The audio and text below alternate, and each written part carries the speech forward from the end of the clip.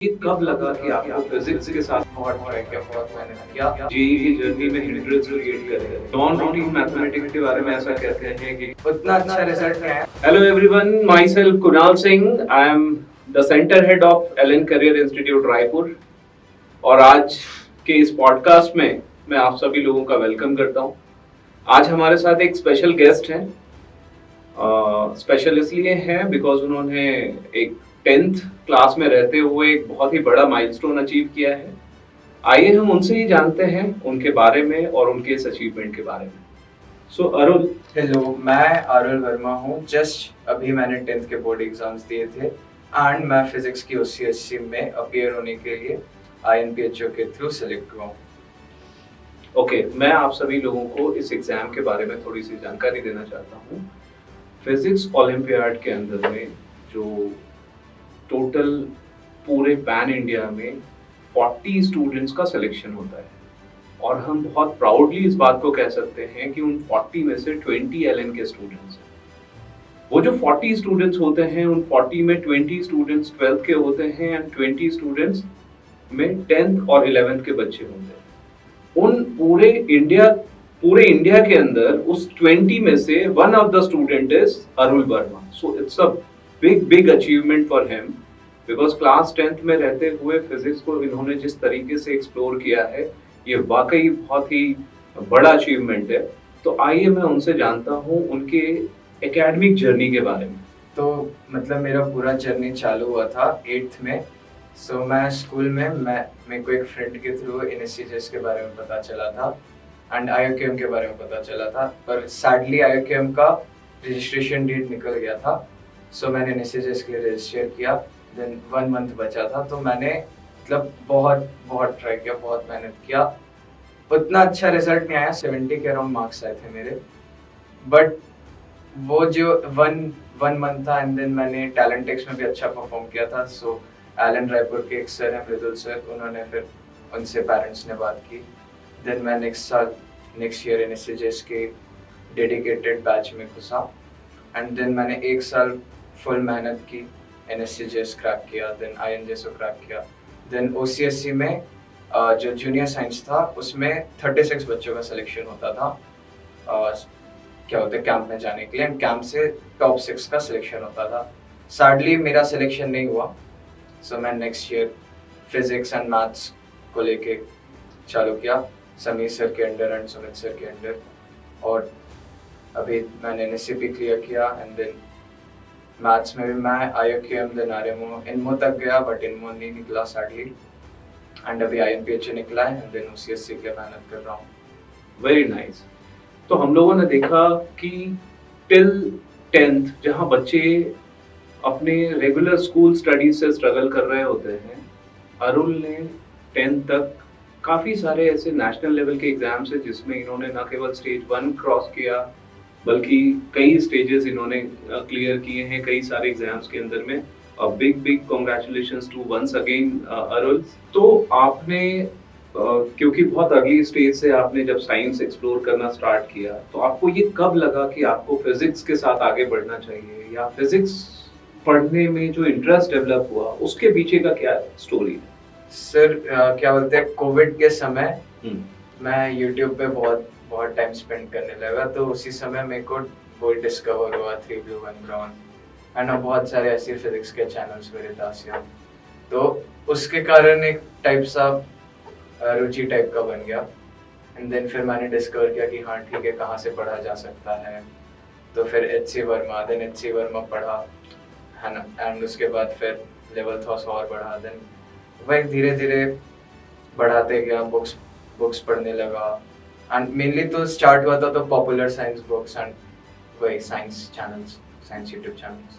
Okay Arun, मुझे एक बात बताइए, कई सारे पेरेंट्स और स्टूडेंट्स से जब हम मिलते हैं तो उनका ये ओपिनियन होता है कि अभी हम सिर्फ जेईई पे फोकस करना चाहते हैं, ओलंपियाड्स करने से या बहुत ज़्यादा ओलंपियाड्स की तैयारी करने से हो सकता है कि इसकी जेईई की जर्नी में हिंड्रेंस क्रिएट करें। इस बारे में आपका क्या ख्याल है? मेरे हिसाब से तो ओलंपियाड्स मतलब 10th तक अगर आप कर सकते हो तो फिर पूरा बहुत अच्छे से जान लगा के करिए, क्योंकि अगर आप मतलब बहुत अर्ली स्टेज से जे फोकस प्रेप करेंगे देन बहुत बर्नआउट हो जाता है। एंड मैं मतलब बहुत सारे दोस्तों को जानता हूँ जो मतलब बिल्कुल भी उनके अंदर का स्पार्क चले जाता है। देन इस समय आप उतने भी बड़े नहीं हुए, आपको एंजॉय भी करना है, चीज़ें एंजॉय करनी है, जो चीज़ आपको अच्छी लगती है वो एंजॉय करनी है। Very good. तो ओलंपियाड आपको एंजॉयमेंट देता है, जे नहीं दे सकता वो एंजॉयमेंट। देन ओलंपियाड से आप चीज़ें सोचना सीखते हैं। जैसे मैथ ओलंपियाड्स आपको सिर्फ कुछ नहीं जानते हो तो सिर्फ बैठना सिखाता है कि हाँ 1 घंटे बैठ के बस सोचो, कुछ नहीं आता तब भी सोचो। नॉन रूटीन मैथमेटिक्स के बारे में ऐसा कहते हैं कि क्योंकि ये जेई में काम नहीं आता इसलिए इसको नहीं पढ़ना चाहिए। तो नॉन रूटीन मैथमेटिक्स क्योंकि बहुत बोरिंग है, उसमें कॉम्प्लेक्सिटी ज़्यादा है, तो क्या आपको ऐसा लगता है कि नॉन रूटीन मैथमेटिक्स पढ़ने से आपके जेई के प्रेप में कोई हेल्प मिलने वाला है? मतलब डायरेक्टली तो कोई हेल्प मिलेगी नहीं, बट इनडायरेक्टली बहुत हेल्प मिलेगी, क्योंकि उसमें बहुत सारी बहुत इनोवेटिव ट्रिक्स इस्तेमाल करते हैं। मतलब ऐसे लगता है कि सिंपल से सिंपल चीज से बहुत टफ प्रॉब्लम सॉल्व हो जाती है। Very good. वो जो कॉम्प्लेक्स थिंकिंग या क्रिटिकल थिंकिंग डेवलप होना, क्योंकि जेई के अंदर जेई एडवांस की बात करें तो जो सबसे इम्पोर्टेंट स्किल जो चाहिए होता है किसी भी स्टूडेंट को टॉप रैंक्स लाने के लिए, वो है उनकी क्रिटिकल थिंकिंग एबिलिटी। तो मुझे ऐसा लगता है कि ओलंपियाड्स अगर आप फिजिक्स की कर रहे हैं या मैथ्स की कर रहे हैं, उन ओलंपियाड्स के करने से आपके अंदर क्रिटिकल थिंकिंग एबिलिटी डेवलप होती है, जो कि आपको जेई के प्रिपरेशन में हमेशा हेल्प करेगी। मतलब अगर जे आप सिर्फ जे कर रहे हैं तो मतलब कोई एकदम ही नॉवेल सवाल दे दिया तो मोस्ट प्रोबेबली आप स्ट्रगल करेंगे। बट ओलंपियाड में ऐसा रहता है कि कुछ भी दे दे आप कुछ ना कुछ कर ही लोगे। Very good. So Arul, till 10th आपने जितने भी ओलंपियाड्स क्रैक किए, जितना भी ये आपका अकम्प्लिशमेंट रहा, क्या ऐसे अप्स एंड डाउन्स आए इस पूरी जर्नी में? ऐसे हार्डशिप्स आए जब आपने कभी आप लैक ऑफ मोटिवेशन या लैक ऑफ कॉन्फिडेंस आपने कभी फील किया? वो तो अब तो हर एक की जर्नी में आएगा ही।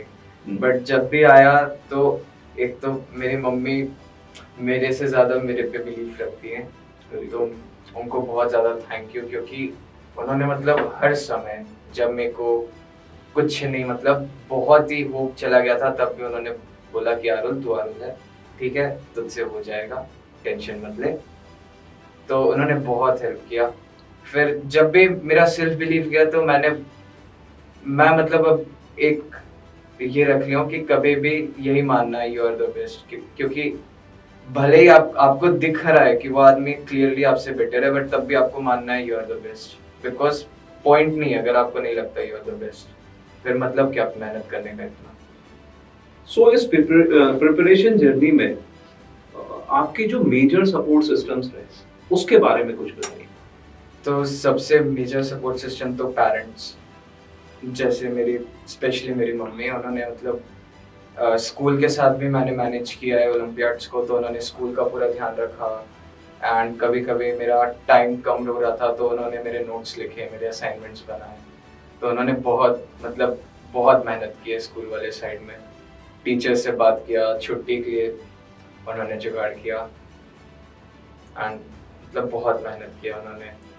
एंड अपना ऑफिस सैक्रिफाइस करके मुझे यहाँ से अप डाउन कराया। और जब भी मतलब सेल्फ बिलीव किया तो उन्होंने बोला नहीं आरुल, जो तू आरुल है तेरे से हो जाएगा। तो उन्होंने मतलब बहुत।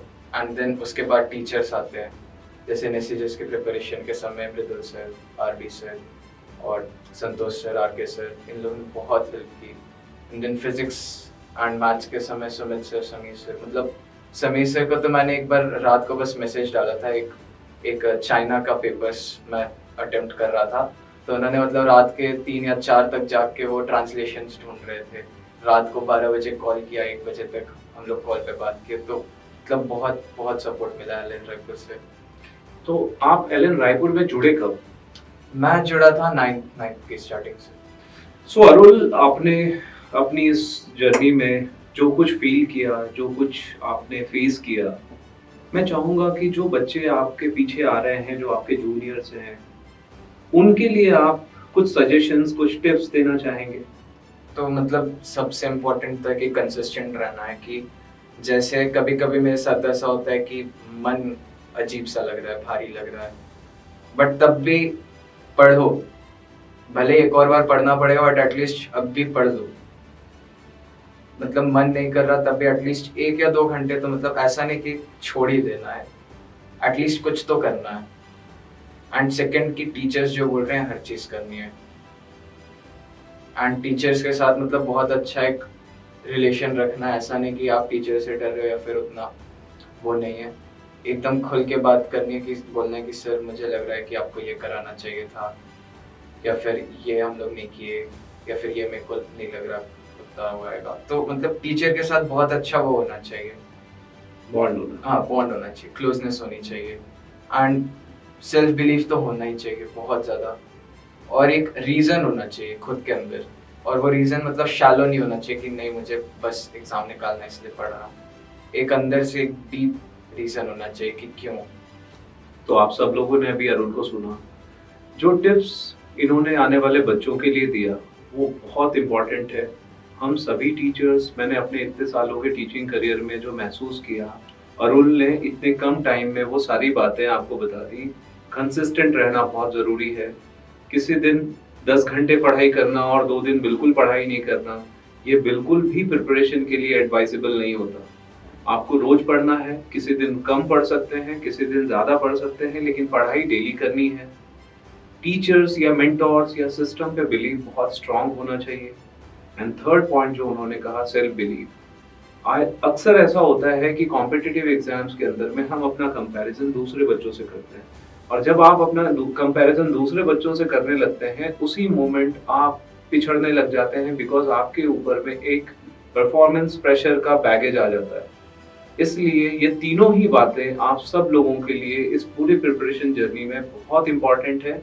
इसको अगर आप अपने आत्मसात करेंगे तो मुझे पूरा यकीन है कि जिस तरह से अरुण अपने लक्ष्य को हासिल करता जा रहा है, आप सब लोगों ने भी जो अपने लिए टारगेट सोचा है उसको 100% आप अचीव करेंगे। इन्हीं सारी शुभकामनाओं के साथ अरुण को मैं इसके आने वाले OCSE कैंप के लिए ढेर सारी शुभकामनाएं देता हूँ, और ये उम्मीद करता हूँ कि हिंदुस्तान के लिए अरुण आने वाले टाइम में गोल्ड मेडल लेके आएगा फिजिक्स ओलंपियाड के अंदर। So wish you a very very very bright future Arun, and आप सब लोगों का बहुत बहुत धन्यवाद इस पॉडकास्ट को सुनने के लिए। Thank you so much.